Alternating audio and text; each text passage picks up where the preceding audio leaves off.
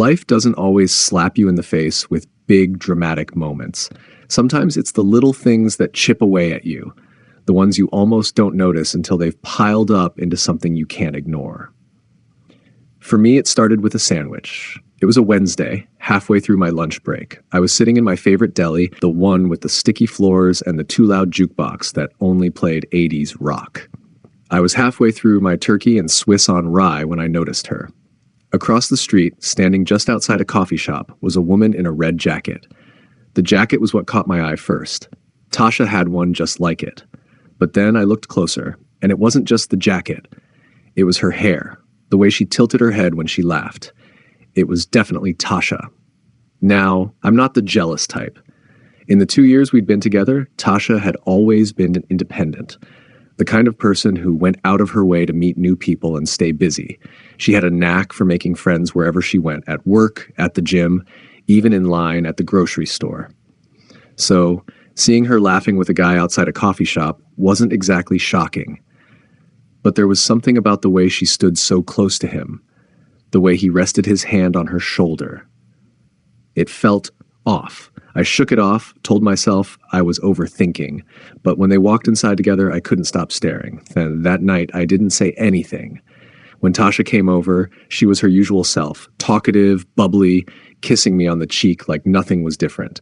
We watched a movie, ordered takeout, and everything felt normal. Almost too normal. A few days passed, and I managed to push the coffee shop incident to the back of my mind. Work was busy, and Tasha was her usual whirlwind of activity. But then it started. Little things I couldn't ignore. She was on her phone more than usual, her face lighting up when she read certain messages. She'd smile at something, and then quickly put her phone down as if she didn't want me to see. When I asked her about it, she just said it was her group chat from work. I didn't push it, but I started noticing more. She canceled plans we'd made weeks ago, saying she was too tired or had to work late. And then there was the perfume. Tasha always wore the same perfume, something light and floral. But one night when she came over after working late, she smelled different. Richer, heavier. It wasn't bad, but it wasn't hers. I didn't want to jump to conclusions. I told myself I was being paranoid, that maybe she'd borrowed a friend's perfume or something. But it felt like I was trying to convince myself of something I didn't believe. The turning point came a week later. I was scrolling through Instagram one evening when I saw her story. It was a short video, just a few seconds long. 2 glasses of wine on a table, clinking together. It wasn't the kind of thing Tasha usually posted. She wasn't big on social media. What caught my attention was the setting. It wasn't the kind of casual bar we'd usually go to. It was upscale, with dim lighting and sleek black furniture. "Who were you having wine with last night?" I asked her the next day. She looked up from her phone, startled. "What?" "I saw your Instagram story," I said, trying to sound casual. "The wine." "Oh," she said, laughing it off. "That was with Julie from work. We went out to celebrate her promotion." Julie. I'd met her once at a holiday party. She seemed nice enough, but something about the way Tasha said it didn't sit right with me. The final straw came the following week. Tasha told me she had to stay late at work to finish a project. That wasn't unusual. Her job could be demanding, and she'd pulled late nights before. But something about the way she said it felt rehearsed, like she'd practiced the excuse beforehand. I decided to swing by her office, partly to surprise her and partly to put my own doubts to rest. I stopped by a nearby bakery on the way and picked up a box of her favorite pastries. When I arrived at her office, the lights were off. I stood there for a moment, holding the box of pastries, feeling like an idiot. Maybe she was working somewhere else, I thought. But as I walked back to my car, I couldn't shake the feeling that I was being lied to. That night, I stayed up late, replaying everything in my head: the coffee shop, the phone, the perfume, the wine. I wanted to believe her, to trust that there was an innocent explanation for all of it. But the pieces didn't add up.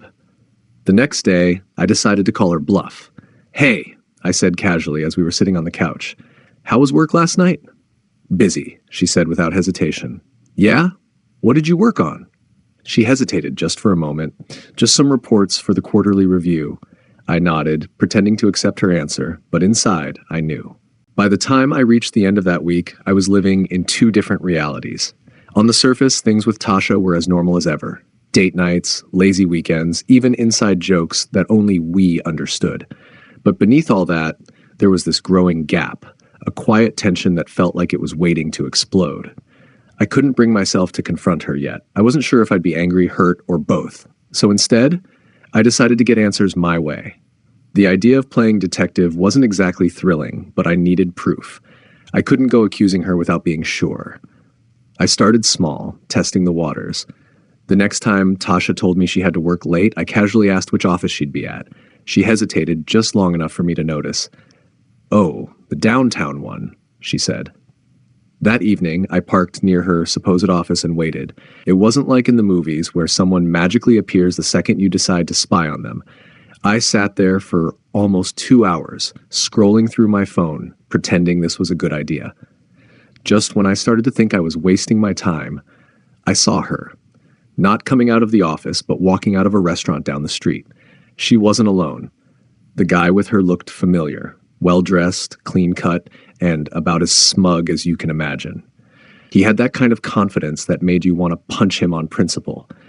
They walked out together, laughing, and got into his car. I followed them. I know. Following someone sounds creepy, but at that point, I was in too deep. They drove to a wine bar across town, one of those places where a glass costs more than a whole bottle at the store. I parked nearby and watched them go inside. For the next hour, I sat in my car, replaying everything in my head. This wasn't some random misunderstanding. She wasn't just meeting up with a coworker or an old friend. This was a date. When they finally left, it was close to midnight. I followed them again, this time to a place I wasn't expecting. A high-rise apartment building. He parked in the garage, and they disappeared inside. I didn't sleep that night. I couldn't. I kept running through all the conversations we'd had, all the moments where I thought she was with me 100%. I felt stupid, angry, and, most of all, betrayed. The next morning, I decided to skip work and confront her. I needed to hear her say it, to tell me the truth. When Tasha came over later that evening, I was waiting for her in the living room. "How was work?" I asked, keeping my tone light. "Busy," she said, dropping her bag by the door. "We've got that big project coming up, so it's been crazy." "Right," I said, standing up. "You mean the project at the downtown office? The one you worked on from a wine bar last night?" Her face froze, and for a moment she didn't say anything. "What are you talking about?" she finally said, her voice shaky. "You know exactly what I'm talking about, Tasha," I said, stepping closer. "I saw you. At the restaurant, at the bar, at his apartment." She opened her mouth to say something but closed it again. Her shoulders slumped and she looked down at the floor. "It's not what you think," she said quietly. "Oh, really?" I said, my voice rising. "Then what is it, Tasha? Because it sure as hell looked like a date to me."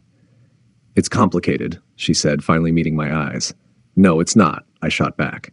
"It's actually pretty simple. You lied to me. You're seeing someone else. End of story." What came next wasn't a dramatic confession or a tearful apology. Instead, it was excuses. She talked about how she felt stuck in our relationship, how things had been different lately, how this guy, Ryan, she finally admitted, was just someone she could talk to. "You could have talked to me," I said, my voice breaking despite my best effort to stay calm. "I've been here for you, Tasha. I've always been here." "I know," she said, tears streaming down her face, "and I didn't mean for it to happen. It just did." That was the part that hurt the most.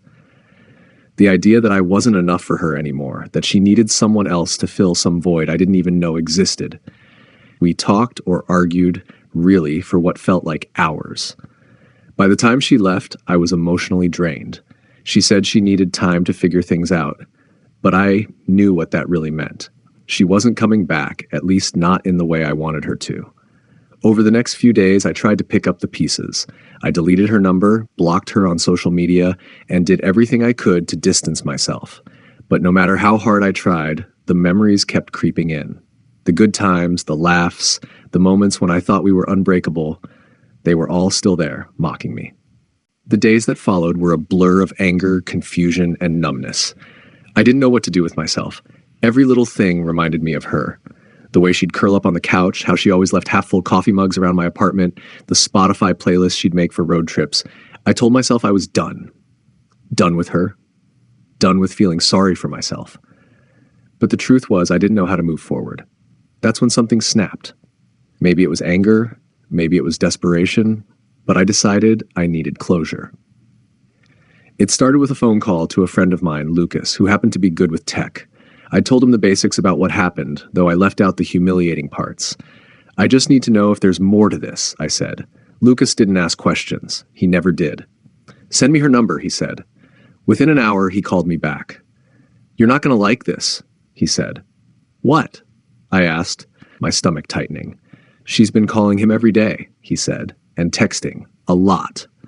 I didn't need to ask who him was. A part of me wanted to leave it alone, to let her fade out of my life like a bad dream. But another part of me, the part that wasn't ready to forgive, needed her to know that I knew. So I did what any self-respecting guy in my situation would do.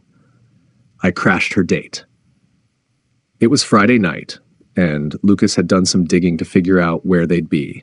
It turned out they had a routine, a fancy restaurant downtown that was way out of my budget, but apparently not his. I didn't have a plan. Not really. I just wanted to see her face when she realized I wasn't going to let her sweep everything under the rug. When I walked into the restaurant, it was like stepping into another world. The dim lighting, the clinking of glasses, the low hum of conversation. It all felt surreal. They were sitting in a corner booth, her hand resting on his arm as they laughed about something I didn't care to know. She looked so comfortable, so at ease, like nothing was wrong. Like she hadn't ripped my heart out and stomped on it. I walked up to their table without hesitation.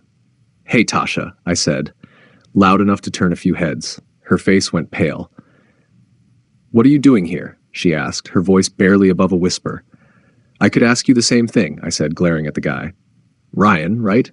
He looked confused, then defensive. Who the hell are you?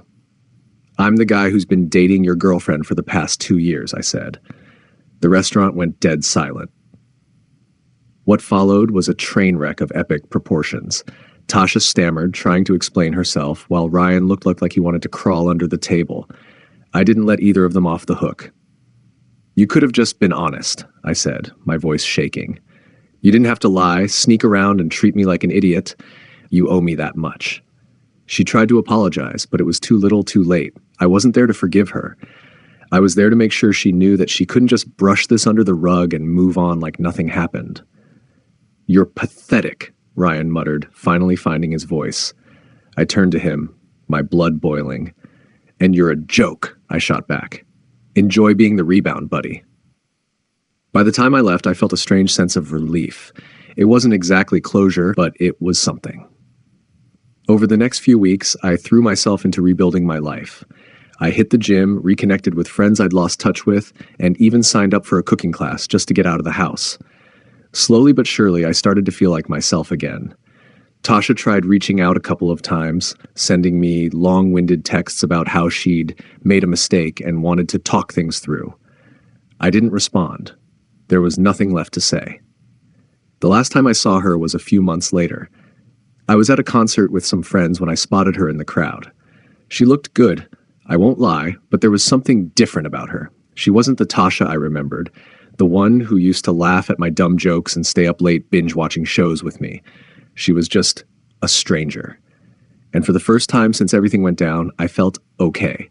Not angry, not sad, just okay. Because sometimes life doesn't give you the ending you want. But if you're lucky, it gives you the one you need.